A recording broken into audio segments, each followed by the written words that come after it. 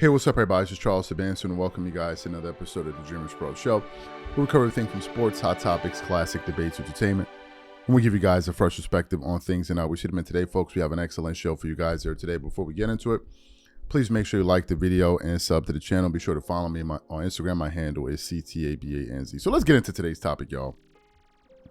So as you guys know, we're still talking about this LeBron James news.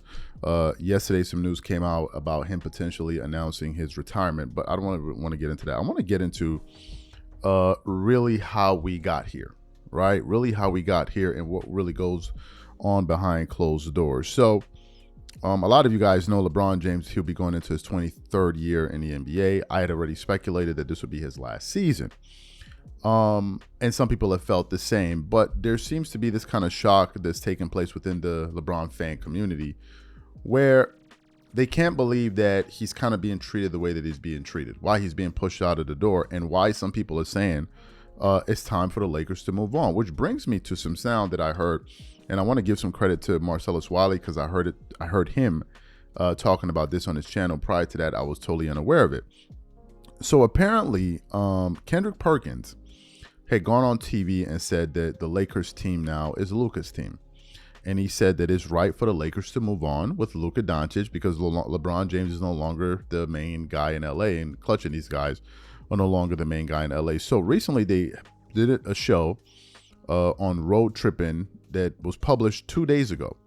And it says, Lakers want LeBron gone, Giannis staying put, and ready to bolt, right? So they had this show, and during their sit down, Channing Frye was there, Richard Jefferson was there, the host was there, and a moderator or host, however you want to call it, and then Kendrick Perkins was there. So as they're talking, Kendrick Perkins then says him and Rich Paul had a heated conversation because after what he said on TV, Rich Paul apparently saw that and called up Kendrick Perkins to essentially confront him over his comments, and they got into this back and forth over the phone where he was telling him like, yo, bro, it's over. It's Luka's team now. The new management group that represent Luka, they're the ones running the show now. DeAndre Ayton, he's a client of the same people that represent Luka Doncic. It's them now. Like, y'all gonna have to come to terms with the reality that it's over.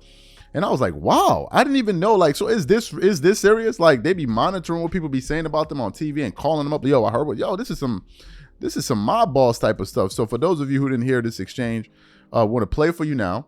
Well, rather hear Kendrick Perkins describe this exchange. I want to play for you now, and I'm going to come back and react to what Kendrick Perkins had to say. Take a listen to his comments here. Reportedly, LeBron feeling unappreciated by the Lakers' long-term Luka plans. That reported by Ramona Shelburne and Brian Windhorst. Do you guys think it was disrespectful to not invite LeBron to that end-of-season meeting between that happened on May 4th with Luka, JJ? The one that they saw him come. First of all, let me say I'm this. on every camera, but we can't have it. Well, let me say this, right? And it was reported by who? Ramona and Brian Windhorst. Okay, let me say this because while you brought up Wendy, right? Yeah.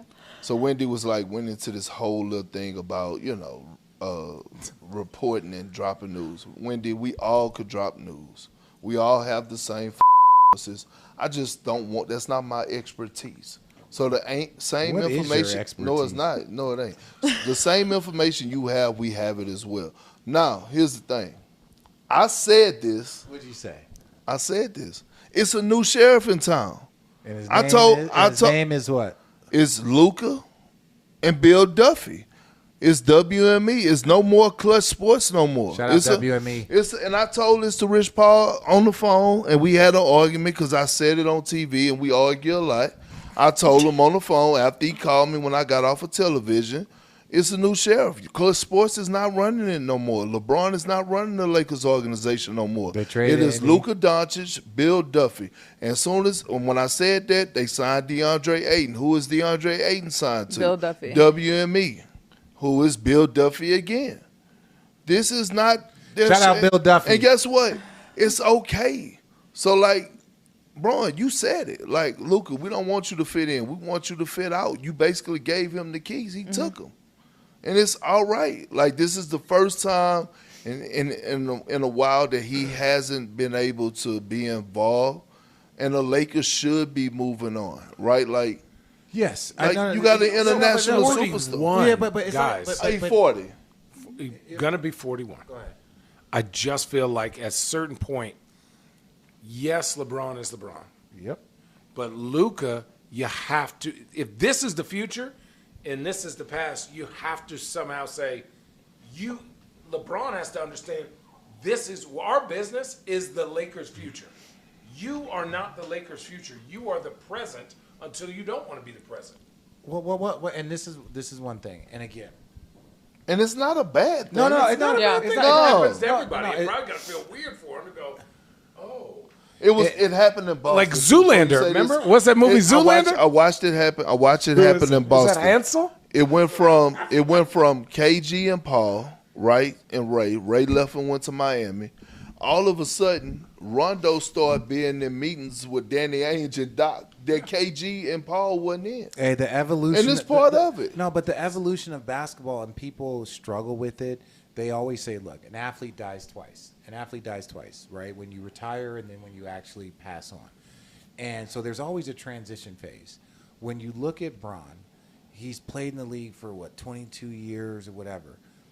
The NBA, he knows. The Lakers knows. Everyone knows Bron has 1, maybe 2 years left. And this is not based off of his ability. This is based off of what he is saying, what the overall energy is. So LeBron can't look at them and be like, well, if you want me a part of your 5-year plan, this is what you have to do. They're like, we know that you're moving on, and we want you to be in a Laker jersey, and we want to move on. But the transition, no different than Kobe, we have to transition. We don't, because everything is like 5-year plans, 3-year plans, which are for, like, LeBron is not a part of their Lakers 3-year plan because he's not a part of the NBA 3-year plan. Because he's most likely going to retire. So to make it so negative about they're not talking to LeBron and blah, blah. Well, LeBron's moving on, right? LeBron is moving on. The person that's about to retire from the company is not making boardroom decisions. Yeah. That's just factual in any industry, any business. So you heard what Kendrick Perkins had to say. What are my thoughts about this? On the one hand, I am surprised because, as I said before you heard the sound, that I'm surprised that these people monitor what people are saying. But then again, I get it. Whenever we publish content, LeBron fans be one of the first ones to be on our channel monitoring. What did you say now? What did you say? I'm out here getting stalked by Suzette. I'm getting stalked by this dude, man. Stalked on the internet. I'm being stalked by this dude. It's unbelievable, right? So I get that. But it's almost as if for Rich and these guys to begin having this reaction, it's almost like, but what did you expect to happen? What did you expect to happen? The Lakers just got a younger star, a 26-year-old superstar in Luka Doncic. Why would it be a contentious thing to say if someone goes on TV and says, hey, Luka Doncic is the new focus now? Why is that a controversial position to take? Why is that something that warrants a phone call for the person to clarify that? It's the truth. And this is the reason why I'm surprised with a lot of these LeBrons. Like, Luka, like they're now trying to, Luka is not good. Like, knock it off. Luka is their best player. Knock it off. He was their best player, and last year he was out of shape, and he was still their best player. Come on, knock it off. He was putting up the best numbers every single night in and night out, while being overweight. So imagine if Luka was in tip-top shape. They're handing the keys of the organization over to him. You even heard them say it shouldn't be a big news if they're holding meetings without LeBron because Luka's the future. It's the truth. You heard what Richard Jefferson said. LeBron is no longer the NBA's plan moving forward.